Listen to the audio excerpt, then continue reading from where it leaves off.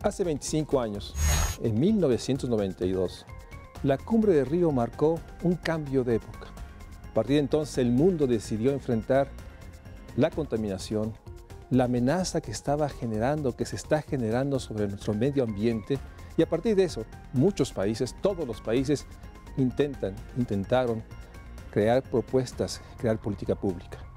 A 25 años es evidente que necesitamos hacer mucho más, que necesitamos gobernar la contaminación y hacer un análisis de políticas públicas para ver qué alternativas tenemos, quiénes son los ganadores y perdedores de cada una de ellas y poder realmente asegurar un mundo sostenible, un México social sostenible para que todos puedan ejercer sus derechos. De eso hablaremos el día de hoy.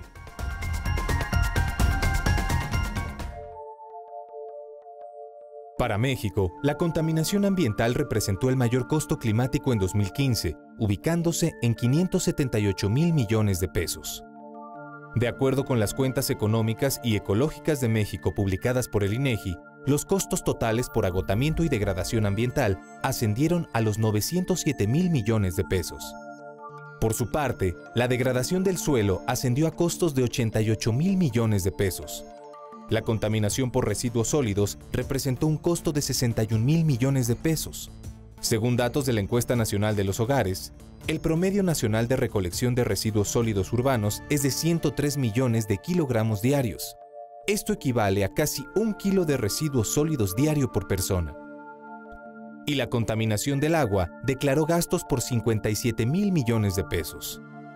De acuerdo con la Comisión Nacional del Agua, en el año 2013, casi el 32% del total de las aguas superficiales del país se encontraban contaminadas o fuertemente contaminadas. Las regiones de las aguas del Valle de México y de la península de Baja California son las que presentan mayores porcentajes de contaminación. Además, de los 653 mantos acuíferos autorizados para usos consultivos del país, el 20% se encuentran sobreexplotados. Aunado a lo anterior, de acuerdo con el Reporte Mexicano sobre Cambio Climático 2015, las emisiones de CO2 de nuestro país se incrementaron 30% durante la década de 1990 al año 2000. En cuanto a las emisiones de gases de efecto invernadero, hubo un aumento del 58% en la misma década. El sector energía es el que en mayor medida afecta con la emisión de gases de efecto invernadero en nuestro país. Al respecto, este 5 de junio se conmemora el Día Mundial del Medio Ambiente y México se encuentra ante un gran reto, pues en 2015, en el Acuerdo de París de la Convención de las Naciones Unidas sobre el Cambio Climático, nuestra nación asumió el compromiso de reducir en 25% la emisión de gases de efecto invernadero hacia el año 2030. Para lo cual es indispensable contar con una política industrial sustentable y una visión de Estado que vele por la garantía de los derechos humanos ambientales de toda la población. Muy buenas noches, gracias por estar nuevamente en el Estudio México Social. Hoy tenemos un tema que yo diría es central para comprender el enorme desafío que todos en el mundo tenemos en una realidad que sigue siendo vigente. El entorno ambiental, la situación de las contaminaciones, sigue siendo una amenaza real, con grandes desigualdades en términos de esta realidad, de entornos que avanzan, pero muchos entornos que hay retrocesos. Por eso me da mucho gusto tener en el estudio a la doctora Leonora Rojas Bracho, doctora, investigadora internacional, consultora de medio ambiente y salud, que estés en el estudio, porque recientemente, como comentamos, un libro muy importante a mi juicio, un libro que pone en el centro que la acción gubernamental sigue siendo el paradigma para enfrentar los temas. Por eso, muchas gracias, Leonora, pero déjame empezar haciendo un recuento. Sí. En 1992, la Cumbre de Río, para muchos de nosotros, para muchos de los expertos, es una fecha emblemática. A partir de entonces, pareciera que el mundo reconoce la amenaza, los riesgos y se compromete. Han pasado 25 años. ¿Podrías darnos un recuento de cuáles son aquellos momentos que crees que son importantes recordar? Y obviamente esto generó, como lo señalas en tu libro, políticas públicas, algunas buenas, algunas incompletas, muchas pendientes. Pero empecemos por el principio. 25 años desde Cumbre del Río, ¿cuál sería tu balance en este 2017? Muchas gracias por la invitación. Mario Luis. Es un placer estar en el programa y hablar de el tema que me apasiona y en el que he trabajado muchos años, que es los problemas de contaminación ambiental y su relación con salud. Es decir, qué pasa con el ser humano cuando hay un problema ambiental. Y en los últimos 10 años he incorporado la dimensión de política pública, porque tengo la convicción de que el Estado tiene que participar y ser como el artífice de resolver los problemas públicos relacionados con la contaminación ambiental. Y justamente de eso trata el libro. Bueno, desde Río, ¿qué ha pasado? Creo que hubo un momento crítico en donde se socializó el problema de la manera en cómo vivimos, tiene un impacto adverso en el ambiente y eso a la vez incide en los humanos. No solo en la fauna, en la flora, sino en nosotros como habitantes del planeta tenemos efectos en la salud adversos y dependiendo de en qué matriz ambiental hablemos, si estamos hablando de aire, de contaminación del agua, de residuos, pues va a ser un poco qué está pasando en esta interacción, contaminación ambiental, exposición humana y entonces cuáles son los efectos en la salud. Entonces creo que Río lo que logra es abrir la caja de Pandora y decir, cuidado, hay muchos problemas, los tenemos que enfrentar. Y hubo en ese momento, digamos que un consenso de atender el problema y se dio una respuesta a nivel de muchos países de poner atención a los problemas. Iniciaron muchas de las regulaciones importantes a nivel internacional, muchas de las leyes nacionales se fortalecieron para proteger el aire, el agua y como buscar un medio ambiente más limpio y más sano, más sustentable. De Río, eso yo creo que fue el parteaguas. Y después ha habido como muchos momentos, unos buenos, unos regulares y unos malos. Creo que ahorita estamos en un momento en donde hemos agotado hasta cierto punto muchas de las tecnologías que nos pueden ayudar. Y estamos viendo que en países en donde se han solucionado muchos de los problemas, no solo ayudó la tecnología, sino un cambio cultural, un cambio de manera de vivir, de manera de concebir una ciudad y de concebir nuestro entorno. Nuestra relación. Y en ese sentido, déjame subrayar una de las conclusiones del libro, el enorme peso que tiene las convenciones internacionales, los reglamentos internacionales, se han convertido como locomotoras que jalan y que de alguna manera los países, en su afán de estar al día o mostrar que sí están dentro de la lógica mundial, han usado estos instrumentos internacionales. Pero déjame bajarme ya al tema del libro. Hay una propuesta de cómo analizar los problemas ambientales. Platícanos de esta propuesta. Sí, me gusta mucho que lo menciones así, Mario Luis, porque realmente nos da una metodología, el análisis de política pública, que es el eje que rige este libro en sus 4 capítulos, lo que permite es identificar un problema público y el paso número 1 es ¿cuál es el problema público? Definirlo, desmembrarlo, entender sus orígenes, cuáles son sus causas. Una vez que entendemos el problema público, que parece algo trivial, pero finalmente ese primer paso es donde se asienta el resto que vamos a construir en el análisis. Una vez que tenemos eso, vamos a definir un objetivo, qué queremos hacer, qué es lo que tenemos que resolver. Si pensamos, por ejemplo, en calidad del aire, el problema es que está contaminado el aire, que hay compuestos en la atmósfera que no deberían de estar ahí. Pero hay muchas causas para que lleguemos a tener un problema de calidad del aire. Son los coches, la industria, incendios, emisiones de un volcán, si es el caso. Entonces, tenemos que decidir en dónde queremos atender ese problema. Y la premisa es que lo vamos a hacer con el Estado, con el gobierno. Entonces, tenemos que identificar cuál es el objetivo de nuestra política y después, ya una vez que tenemos el objetivo, podemos diseñar alternativas para solucionarlo. Entonces, uno puede ser Si se trata, por ejemplo, de los camiones que estamos viendo en algunas imágenes que echan muchísimo humo, ¿qué vamos a hacer con los vehículos que llamamos pesados? ¿Qué podemos hacer con los autobuses, los trailers, los camiones repartidores? Ellos contaminan mucho. ¿Qué les podemos hacer? Pues los podemos renovar, o sea, tirar a los más viejos que no tienen solución tecnológica porque ya dieron su vida útil y no tienen una tecnología que permita controlar sus emisiones. Y quizás a otros les vamos a poner un aparato para controlar sus emisiones y que no emitan eso que vemos, el humo negro. Hay efectivamente una tecnología que lo puede controlar, entonces lo podríamos poner. Entonces podemos diseñar varias alternativas para responder a ese problema y tratar de aliviarlo, quizás no resolverlo, pero ir encaminándonos a resolverlo. Y después identificamos algunos indicadores para comparar nuestras alternativas. La evaluación.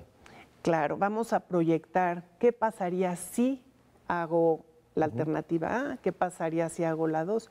Y eso lo vamos a comparar también con el no hacer nada. Sí, con la inercia, como lo plantean en el libro. Sí. ¿Qué pasaría si me quedo como estoy? Ese es el statu quo. ¿Que estaríamos mejor? ¿Costaría menos? ¿Por qué estaría peor no hacer nada?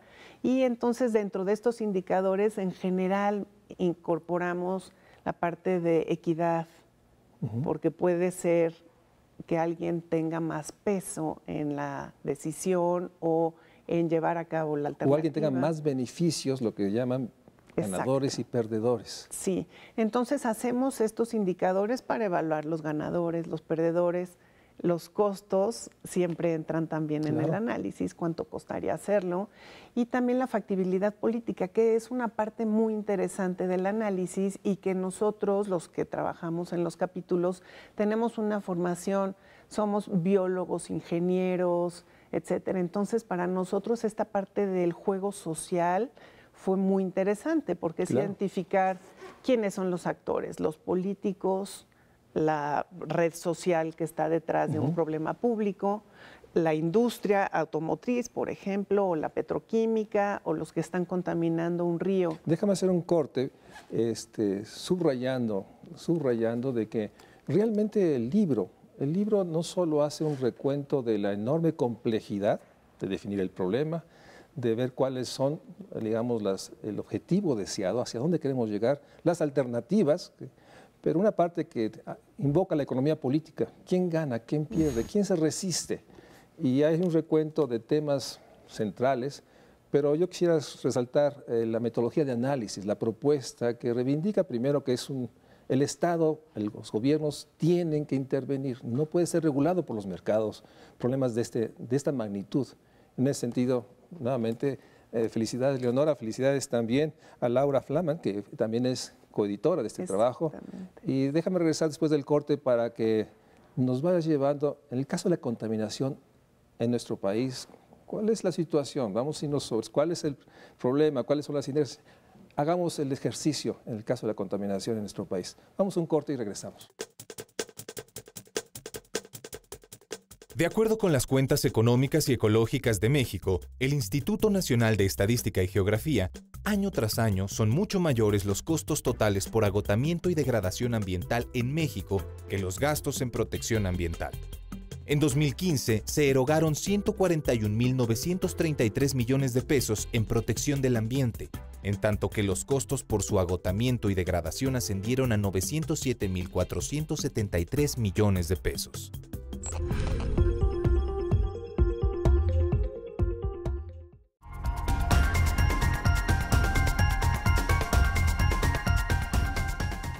Muchas gracias por seguir con nosotros. Estamos hablando del enorme reto de gobernar la contaminación y poder, en ese sentido, enfrentar los problemas de medio ambiente en particular. Y hacíamos referencia a un libro reciente, de un par de años, en el cual haces evidente un método de análisis. Llévanos en el caso de la contaminación. O sea, ¿cómo se definió el problema? ¿Cuál es, digamos, este escenario que nos empezaste a delinear? En el caso de la contaminación, ¿dónde estamos? Sí, mira, Mario Luis, es increíble que realmente hemos mejorado mucho en algunas, digamos, en algunas dimensiones en términos de contaminación ambiental. Voy a ejemplificar con calidad del aire, que quizá no refleja todos los problemas de contaminación que hay en México, pero es un tema que nos interesa a los que vivimos en una ciudad y somos muchos millones de mexicanos que vivimos. Probablemente es el tema ambiental más reconocido, percibido como problema. Lamentable, otros que son igual de graves parece que se diluyen, pero todo mundo salimos y vemos la ventana, vemos a través de las partes altas de la ciudad y decimos, ¿qué pasa? ¿Dónde estamos viviendo? ¿No? Por eso creo que tiene mucha relevancia este tema en particular de la calidad del aire. A mí me gustaría mencionar como mensaje principal que el ozono, que es el contaminante que yo llamo el contaminante político, es el que está en la agenda pública, el que se reconoce, del que hemos oído hablar desde los años 90, el que fue un problema en Los Ángeles. Claro, es un problema, es un contaminante que irrita muchísimo nuestras mucosas, los ojos, las vías respiratorias, cuando sentimos ardor en la garganta, ese es el ozono. Sí. Tiene un efecto agudo, fuerte. Tenemos un amigo que no vive en México y cuando viene a México casi no puede salir por los ojos, se le irritan muchísimo, tiene un problema serio de irritación, hay gente más sensible. Claro. Sin embargo, el contaminante de mayor interés en términos de salud pública son las partículas suspendidas. ¿Qué son partículas suspendidas? Es como un conjunto de elementos que están en el aire volando de tamaño muy pequeño y que respiramos. Pueden tener metales, pueden tener pedacitos de microorganismos, pedacitos de suelo que se resuspende, compuestos orgánicos. Es una mezcla extraña que se define como partículas suspendidas. Las de menor tamaño, que conocemos como PM2.5, tienen entonces un tamaño menor a 2.5 micras. O sea, son invisibles a la vista. No las vemos realmente. Imagínate que el diámetro de un cabello humano es alrededor de 50 micras. Estamos hablando de 2.5. Sí. Entonces caben muchas partículas si pensamos en el diámetro de un cabello humano. Esas entran a vías respiratorias y de hecho pueden llegar a torrente sanguíneo, irse, obviamente el primer ataque es en vías respiratorias, pero después se pueden ir a cerebro, se pueden ir al resto de los órganos. Entonces se ha visto que el impacto de las partículas suspendidas es mucho mayor que el del ozono. En términos crónicos, se han encontrado varios padecimientos que están asociados con... Entonces, ese sería el problema. El problema en este caso es partículas suspendidas. Eso es lo que definieron ustedes como el problema a resolver. En términos de impacto crónico, sí, es el problema. No quiere decir que el ozono no sea un problema. Entiendo bien, pero sí. Sí, pero tiene mucho mayores efectos las partículas. Y, por ejemplo, la enfermedad isquémica del corazón, los infartos, son una de las enfermedades más fuertemente asociadas con la exposición a partículas suspendidas. Se calcula que en 2014 alrededor de 7,000 personas murieron en México asociadas a la exposición a partículas suspendidas por enfermedad isquémica del corazón. Ahora, otra de los impactos de la exposición a partículas suspendidas que a mí me impresionó mucho en su momento cuando la Organización Mundial de la Salud sacó el comunicado es que son carcinógenos humanos. Entonces, el cáncer de pulmón, tráquea y bronquios está asociado directamente con la exposición a partículas suspendidas. Es decir, encontramos que el tabaquismo, hace muchos años supimos esto, ahora ya es reconocido que esta también es una causa de cáncer en humanos. Entonces, cuando veo las imágenes que estaban pasando de camiones que emiten este humo, gran parte de eso son partículas suspendidas finas, porque el hollín que emiten esos camiones que usan diésel es parte importante de las partículas. Si ese es el problema, ¿cuál fue la definición del objetivo? ¿Cuál fue el que ustedes plantearon en el libro? Mira, ahí tenemos algunas estrategias de política que sabemos que se podrían hacer en México y que serían urgentes. Entonces yo estoy casi fascinada viendo las imágenes porque es un camión tras otro de los vehículos pesados que usan diésel, Sí. que tienen la posibilidad tecnológica de solución y que en México no lo hemos hecho. En otros países han instrumentado las normas para controlar las emisiones de este tipo de vehículos. La verificación vehicular sería el caso mexicano. Fíjate que la verificación vehicular que conocemos es para vehículos particulares. Muy bien. Esto se trata de los vehículos más grandes, los más pesados, los autobuses de pasajeros, de turismo, los ¿Que en el de caso de nuestro país se verifican? En el caso de nuestro país no se verifican. Y sobre todo los camiones nuevos, como tienen una vida útil de más de 15 años, es muy importante que los camiones que se venden sean de las mejores tecnologías disponibles. En eso tiene que ver la antigüedad del parque vehicular. Entonces, déjame regresar. Entonces, hacen un análisis de alternativas, técnicamente posibles, y estas alternativas abarcan desde la parte normativa, legislativa. ¿Hasta dónde llega la revisión de alternativas? Puede ser tan amplia como posibilidades haya. Muchas veces lo que hacemos es revisar qué se ha hecho en otros lados, en otros países, y revisar si ha sido una política exitosa o cuáles han sido los problemas que ha tenido, si han sido problemas de implementación o de costos o de resistencia social o de factibilidad política. Entonces, en ese sentido, nosotros sabemos, por ejemplo, que en otros países la normatividad de vehículos nuevos, llámese los que nosotros manejamos, los particulares o los pesados, está como a 10 años luz de la nuestra. Estamos, o sea, hay un rezago de esa magnitud, tenemos casi una generación completa. Sí, fíjate que en Europa, en Estados Unidos, tienen los filtros de partículas, los camiones pesados, y entonces tienen una eficiencia de alrededor de 98%. Entonces, un camión nuevo que se vende en Estados Unidos tiene que cumplir con esa normatividad. Y entonces es casi igual que estar aquí, pararte junto a un camión prendido con pasajeros. En México, cuando hay un camión que pasa junto a ti, en general ves la nube de humo negro y pues huyes del camión, y yo, sabiendo que es un carcinógeno, bueno, trato de no respirar. Pero realmente existe la tecnología, existen esas normas en otros países. Es una tecnología que no es que nosotros tengamos que esperar a que se desarrolle, ya existe, y lo único que tiene que ir acompañando a estas tecnologías es que haya una buena calidad de combustibles. Y eso, afortunadamente, la Comisión Reguladora de Energía ya tiene la norma que permitiría que esas tecnologías entraran a nuestro país.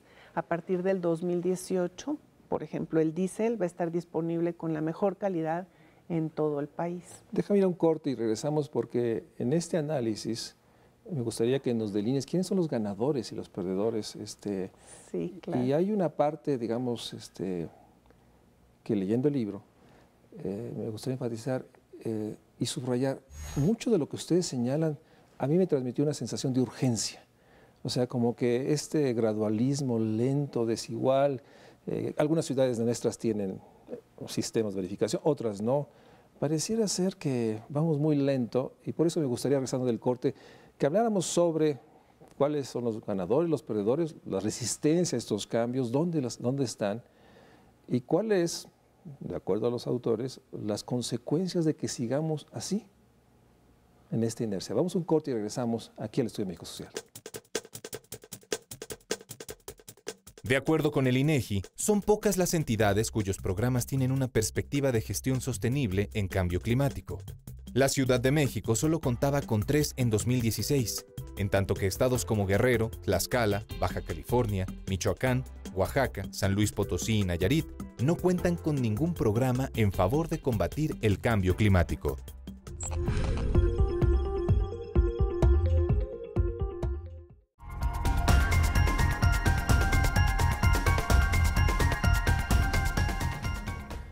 De verdad les agradezco que sigan con nosotros platicando de un tema que es central.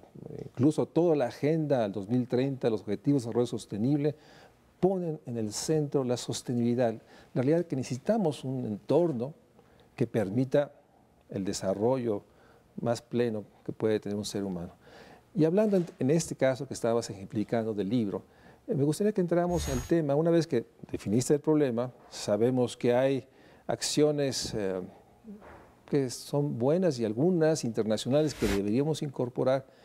Una parte que me llamó mucho la atención del libro es que señala esta parte de cuáles son las resistencias, o déjame decirlo de esta manera, quién pierde, quién gana, cuáles son realmente los obstáculos en este caso del objetivo, déjame frasearlo así, y si no, corrígeme, de tener un entorno con aire de calidad.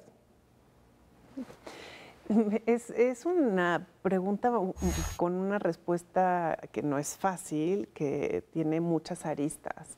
Yo creo que todos somos víctimas de un medio ambiente deteriorado, eso es indudable. Entonces, digamos, todos somos perdedores si no hacemos nada. Sin embargo, el mundo no es así, ¿no?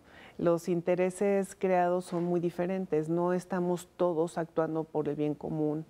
Y eso yo creo que amerita que haya una política de Estado que rija ciertas prácticas para lograr entonces implementar políticas públicas que resuelvan un problema de esta naturaleza, como puede ser la contaminación del aire o del suelo o de sustancias químicas.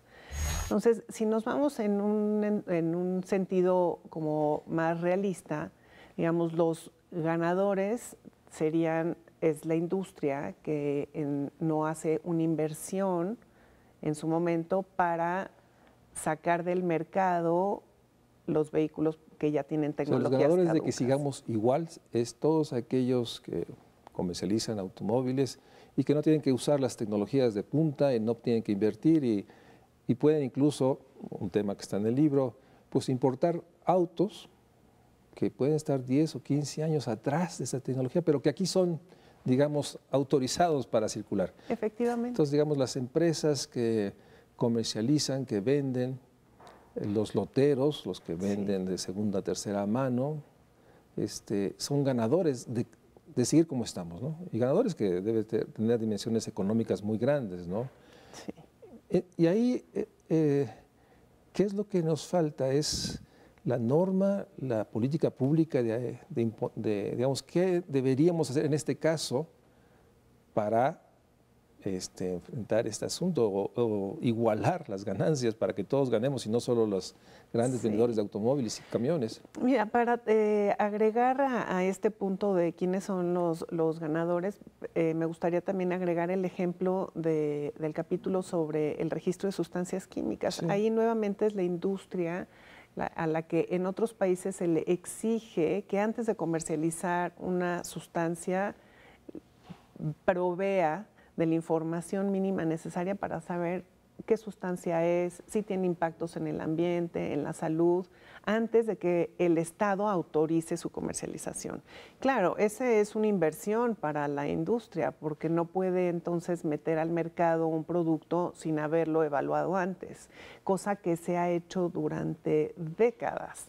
Entonces, digamos, esos son los grandes ganadores, los que no quieren hacer la inversión necesaria, a veces como principio precautorio y otras veces ya no es precautorio. Ya sabemos que hay un impacto y de todos modos se siguen comercializando ciertos productos que no deberían comercializarse de esta manera. Déjame informar al público que no conoce el libro que el libro tiene la fortaleza que examina varios casos.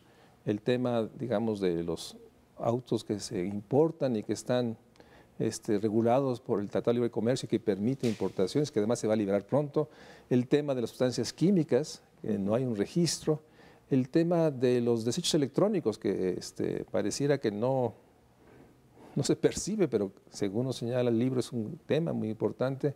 Obviamente está el tema de la situación del medio ambiente en la ciudad, o más bien del aire en esa ciudad, y hay un quinto tema, la contaminación del río Coatzacoalcos. Sí.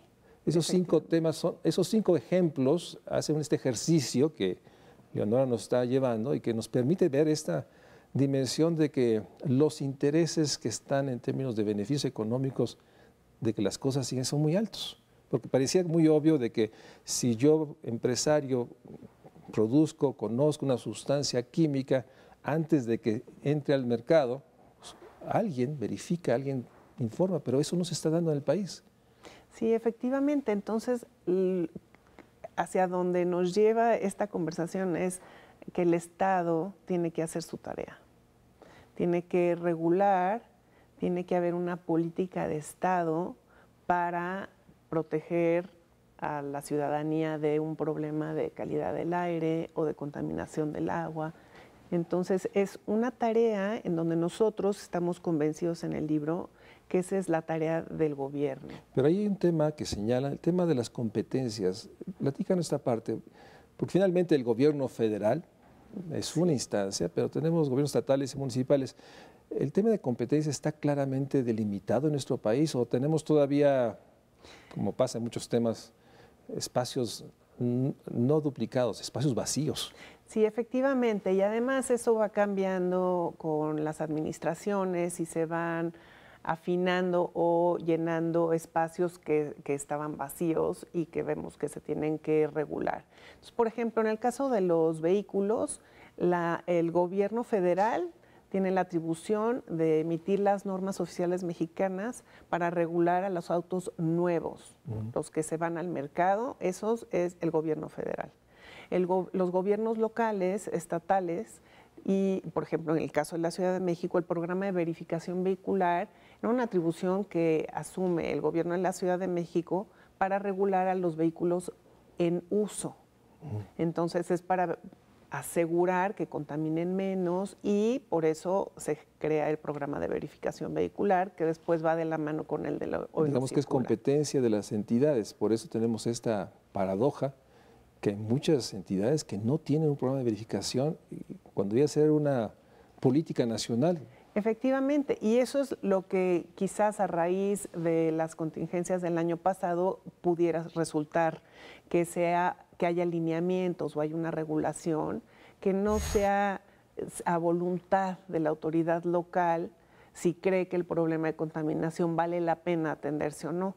Por ejemplo, en Monterrey claramente hay un problema de contaminación del aire, se rebasan las normas de calidad del aire que nos dicen si la contaminación es mala o buena, para ponerlo en términos muy simples, y no hay un programa de verificación vehicular porque no ha habido la voluntad política para explicarle a la ciudadanía que conviene, que es necesario. Por otra parte, se ha escondido el enorme daño en salud que toda la población que vive en la zona metropolitana de Monterrey está viviendo, claro, y que puede explicar las enfermedades, las muertes por una serie de consecuencias de este entorno, o de este medio ambiente, de esta calidad del aire. Lo digo, por supuesto, déjame decirlo, es criminal, más allá de una responsabilidad ética, es el que no se haya puesto en Monterrey este sistema. Entonces, sí hay un problema de competencias. Sí, es un problema, digamos, la discusión que hay entre algunos de los que hacen política pública en calidad del aire es si la federación debería de tener al menos lineamientos que se sigan en las entidades federativas para que haya homologación de ciertos programas. ¿Cuál sería tu posición? Mi posición es que en el caso de la Ciudad de México ha tenido autoridades muy responsables y que no han dejado que el problema de la contaminación crezca. Lo que vemos del 1990 a la fecha es que las concentraciones de ozono bajaron, se mide como la concentración máxima de una hora, era de alrededor de 475 unidades, que son partes de ozono por millón, esa es la unidad de medida. Ahora son de menos de 200. Entonces, digamos, ha habido mejoras, sí se han hecho, se mejoraron los combustibles, se sacó a la gran industria de la Ciudad de México, el programa de verificación vehicular, el de Hoy No Circula, queramos o no, se han hecho muchas cosas y ha habido continuidad. Este ha sido un gran laboratorio para el resto del país. En otras entidades se ignora el problema, no hay recursos para atenderlo, entonces, si ese sigue siendo el caso, sí necesitamos que la federación haga algo y que por lo menos emita hay una ley general de calidad del aire que está guardada, no se ha terminado. Y en Cuando donde dice guardada, ¿está en el Congreso? ¿Está...? La verdad es que en este momento creo que ya no está sobre la mesa. Se empezó a discutir hace alrededor de 5 años, en 2013 quizá. No prosperó, pero sí necesitamos que haya una política federal para cada uno de estos temas que ayuden a orientar a las entidades en el qué hacer y cómo atender estos problemas. Que no se valga no atenderlos porque, como dices tú, es criminal. Y esta omisión que no puede ser sostenible, claro que cuesta, claro que se necesitan recursos, pero esa es la gran discusión. O sea, ante la masa de recursos, ¿dónde asignar el recurso que es existente? Y quién fija las prioridades, ¿no?, en términos de un tema que afecta pues, a toda la población. O sea, es universal cualquier medida que logre mitigar algunos de sus efectos. Déjame un corte y regresamos porque necesitamos, yo quisiera preguntarte, conocer cuál es el impacto de si seguimos igual en algunos temas, o sea, cuáles son las alternativas, las que tenemos, ¿no?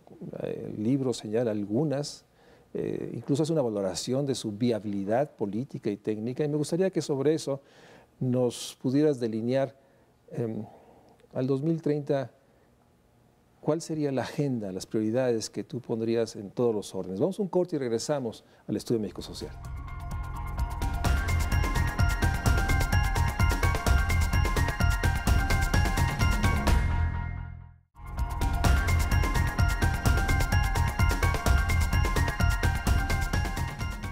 De verdad les agradezco que sigan con nosotros y que podamos terminar esta conversación sobre la enorme urgencia de hacer mucho más y la enorme consecuencia de o no hacer nada o seguir con las inercias. Entonces me gustaría que aprovechemos este espacio, de acuerdo a los casos que nos describe el libro, ¿cuál sería, digamos, el impacto de las inercias?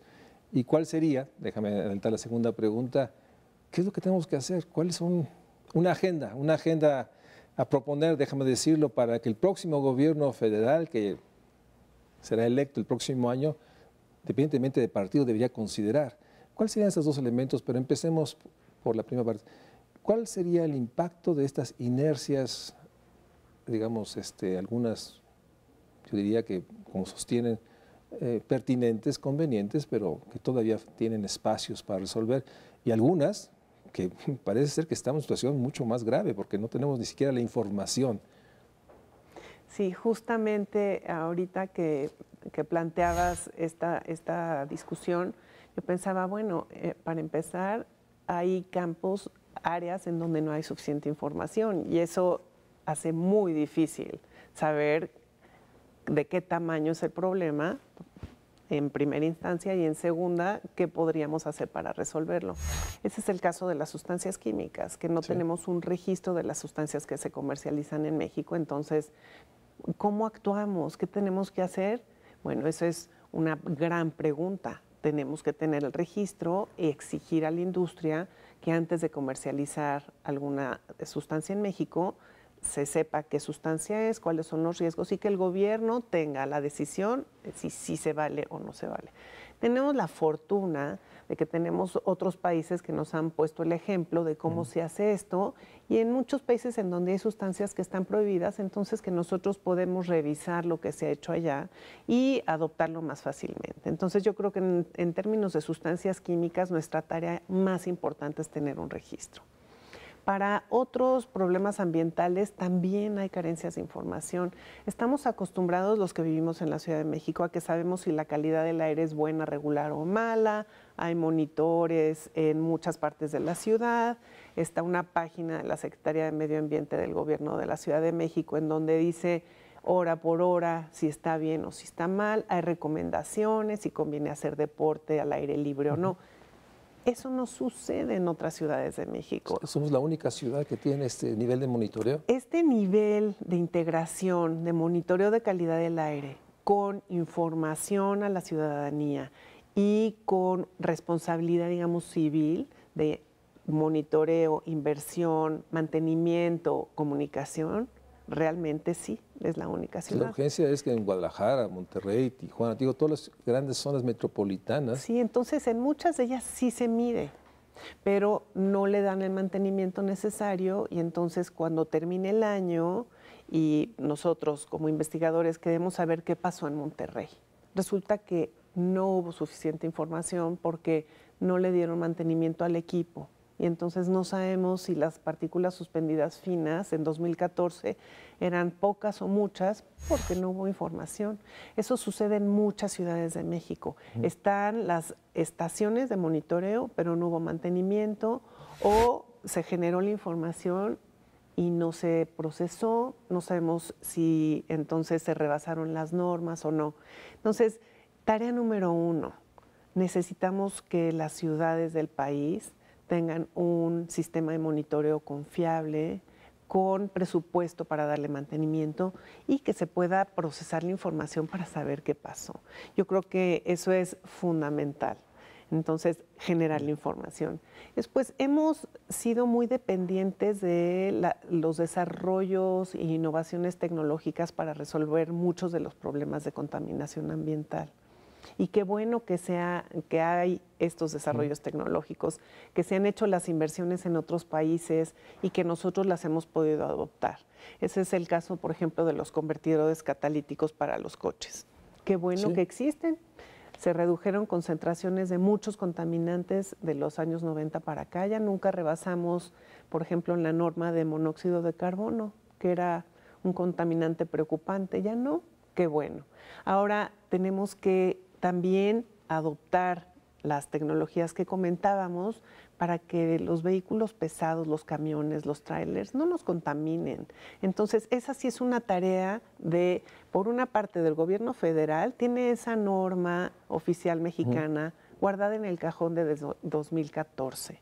Que la saquen, que se publique. El gobierno actual puede tener una palomita enorme si saca esta norma. Sí, simplemente esta norma para que se verifiquen todos los vehículos, digamos, de transporte, nuevos, pesados, sería un enorme impacto positivo. La pregunta es, ¿por qué no la sacan? ¿Cuáles son el costo político tan grande que evita una ganancia política en democracia legítima, como la que está señalando? Entonces te quedas en una sensación de que, bueno, ¿qué interés tiene tanta fuerza para evitar que una norma que dice que está en el cajón podría aplicarse y tendría... resolver un gran problema? Esa es una pregunta que nos hacemos y que hacemos en términos de cuáles son las razones de que esta norma ya establecida o ya diseñada no se aplica. Sí, con todo el esfuerzo técnico que conlleva hacer una norma. Sí, me imagino. Está ahí, digamos, la tecnología existe. Entonces se podría implementar, dar un plazo a la industria para implementarla y se puede empatar con la entrada del diésel de ultrabajo azufre, que es a finales del 2018. Esa es una de las tareas que se podría hacer. Ahora, una parte mucho más difícil, pero que también vemos que se ha logrado en otros países, es el cambio social, cultural. Hemos visto, los que no hemos ido a ciudades en Europa en donde el coche tiene mucho menos relevancia como escalafón social, que la gente camina, usa transporte público, disfruta la movilidad, los que deciden andar en bicicleta, andan en bicicleta, y es decir, quitamos la importancia que tiene el coche particular para impulsar otro tipo de movilidad. Entonces, eso no solo va acompañado del cambio cultural que necesitamos todos tener en la cabeza, pero también del cambio de cómo crecen las ciudades. O sea, nuestras grandes ciudades en México se expanden y eso obligan a tener demandas de movilidad que no son humanas. Estar 2 o 3 horas para llegar al trabajo de ida y igual de regreso, es algo que no tendría por qué ser así. Sí, y esta idea que esbozaste, que se ha construido culturalmente esta realidad que el que tiene coche de alguna manera refleja un estatus social diferente, le hemos dado un significado incluso, digamos, de valoración del esfuerzo. Totalmente. Y eso es muy perverso. Pero por otra parte, hoy se vino la imagen de la gente que está horas esperando el camión bajo la lluvia, expuesta a todo, ¿no? Y un sistema urbano que tiene que mejorarse. O sea, Y nuevamente, nuestra Ciudad de México es una ciudad que, comparada con las otras, refleja sin duda un esfuerzo, pero el deterioro, la enorme carencia de un sistema de transporte público en las entidades es mayor. Y ves que no hay una política que asocie que toda transformación del espacio urbano tendrá implicaciones en términos de la situación ambiental. O sea, esta es la analogía que me estás haciendo. Y aquí entonces entran también en juego otros actores, son los grandes urbanizadores. Entonces, esta expansión de la mancha urbana sin límite alguno es muy perversa y no permite que haya una movilidad más eficiente, por una parte. Y por otro también la manera en cómo se ha desarrollado de manera tangencial el transporte público. No es un transporte público integrado, por ejemplo, entre la Ciudad de México y el Estado de México. Entonces, si vienes del Estado de México, te tienes que bajar en el límite con la Ciudad de México y cambiar a otro camión o al metro o al metrobús. O no existen, no hay estos espacios de transbordo que permita que una gente pueda en un lugar con cierta eficiencia tomar el otro transporte. Entonces tenemos estos grandes huecos, ¿no? Que alguien que llega a la terminal de autobuses pues no tiene cómo llegar a su lugar de origen porque solo existe una ruta o 2 o 5, pero no tenemos este asunto, digamos, radial de vinculación de la movilidad. Y de alta capacidad. Cuando se construyó el segundo piso del periférico que desemboca en la carretera a Cuernavaca, yo tenía unas visitas de Estados Unidos que se dedican a calidad del aire y salud, y cuando vieron la obra se maravillaron y me dijeron, por fin, un tren suburbano. Cuando les dije que era el segundo piso para coches, no podían creer, porque dijeron, es que es exactamente la visión de una obra de infraestructura para una ciudad de estas dimensiones. Estaban seguros que era un tren. Eso es lo que necesita la ciudad. Necesita que sea transporte público integrado, de alta capacidad, limpio en todos sentidos, limpio también de bajas emisiones, que sea seguro, que sea predecible. Como dices tú, estar parado esperando el transporte público 1 hora y media, pues tampoco es algo que es recomendable. Entonces, es apoyar el desarrollo, fomentar y financiar como gobierno el transporte público con estas características y dejar de hacer inversiones para que los vehículos particulares sean los que tengan prioridad en nuestras grandes ciudades. En ese sentido, déjame terminar el programa preguntando esta percepción que tenemos de que hay un retroceso. Las declaraciones del presidente de los Estados Unidos, la cumbre de París, que parece que está siendo en términos del gran acuerdo que está ahorita debilitado, parece ser que dentro de la agenda estos temas empiezan a perder la centralidad. ¿Esa es la percepción que tú tienes? O sea, si hay un riesgo de que digamos, este desistimiento del presidente de Estados Unidos de no participar nos puede afectar gravemente, por lo menos es mi percepción. ¿Qué opinas de eso? Ya yo soy muy optimista en ese sentido. No me gusta nada lo que veo, digamos, en términos de gobierno federal en Estados Unidos, de la posición de la Casa Blanca y del presidente de Estados Unidos, pero también veo que hay muchos jugadores que se resisten. Entonces, el gran bastión en Estados Unidos de California, que va muy adelantado, está proponiendo y apoyando mucho el desarrollo de tecnologías más limpias, que tiene programas emblemáticos para limpiar ciudades, puertos. Me parece que eso es muy difícil de combatir. Y también los estados de Massachusetts, New Hampshire, que están en la otra parte de Estados Unidos, en la costa este, también resisten fuertemente a que no haya acción para resolver los problemas ambientales y para que haya retroceso. Entonces, me parece que estas dos fuerzas al interior de Estados Unidos son las que van a permitir que sigamos avanzando. Y creo que el riesgo sería que no hubiera contrapeso, pero sí lo hay, y es muy fuerte. Además, también tenemos la gran ventaja de las organizaciones civiles en Estados Unidos, que son muy vigorosas, tienen recursos, hay gente muy bien preparada, y con ella se puede seguir trabajando. Y ese, por ejemplo, sería un jugador que falta en México. Tenemos pocas organizaciones de esa naturaleza que son mucho contrapeso. Y ese es, digamos, uno de los grandes, digamos, pendientes. Tenemos esos contrapesos que estén exigiendo, estén presionando para que los gobiernos actúen de una manera más efectiva, eficaz, y que logren enfrentar los grandes intereses que están alrededor. Nos quedan muchos temas en la mesa. Está el tema del diseño institucional, cómo está funcionando toda esta estructura normativa, el tema de la corrupción, la impunidad, que también deteriora pese a las normas. Pero bueno, espero tenerte pronto otra vez en el programa. Muchísimas gracias, muchas gracias Mario por Luis. traer a la agenda de México Social el tema ambiental. Y muchas gracias a ustedes por acompañarnos nuevamente en el Estudio de México Social. Buenas noches y muchas gracias. Buenas noches, muchas gracias.